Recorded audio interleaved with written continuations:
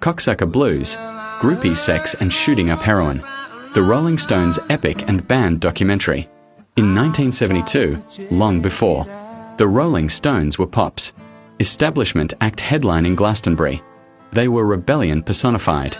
It was the year Robert Frank created the documentary Cocksucker Blues. When they saw the film, shot on tour, some of them hated it enough to block its release. Christopher Goodwin recalls film that captured creativity and lewd casual depravity. There are secrets, and then there are secrets. With all the carefully recalibrated stories about drug excesses and sexual hijinks. During the recording of the Rolling Stones' 1972 album Exile on Main SD, it's hard to believe there could be anything that Mick Jagger, Keith Richards and the rest of their band of groovy, deeply groove superstars could possibly have to hide or be ashamed of. So it's astonishing to discover that, for nearly 4 decades, the Stones have vigorously enforced a strict legal injunction banning the screening of a documentary about them. A film some of the few people who have seen it think is a masterpiece, called Cocksucker Blues, after a raunchy Stones song of the same title that Jagger dared the record label to release. It didn't. The documentary was mainly shot during the Stones' 1972 tour of North America, just after they had released Exile. It was directed by the photographer turned avant-garde filmmaker Robert Frank, best known for reflecting 1950s America back at itself in the collection of street photography, titled simply The Grainy Black and White.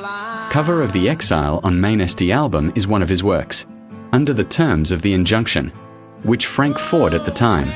CS Blues can be shown only a limited number of times a year. The Stones hired Frank, then 47, to cover the new tour Verite style, partly because they liked his photography, but also because they were admirers of his 1959 avant-garde documentary, Pull My Daisy, which was adapted from a play by Jack Kerouac and had an improvised narration by the beat writer. I didn't censor anything. I went for the blood and the guts, the sex, drugs, and rock and roll. I saw quite clearly that it was a film about being behind the scenes, not about what's on stage, about being on the road, being back in those hotel rooms with them, seeing the underbelly of the boredom, the ennui, the drugs, the girls. Jack Hamilton reviews the film's most disturbing scene, and the one that most lives down to its reputation, takes place on the Stones touring plane. We see explicit and zipless sex. We see clothed roadies wrestling with naked women in a manner that seems dubiously consensual, as band members play tambourines and maracas in leering encouragement. At one point Keith Richards emphatically gestures at Frank to stop filming. He doesn't. By the time the scene finally ends we feel drained, nauseated, ashamed of ourselves and everyone else in this world. And that's rock and roll.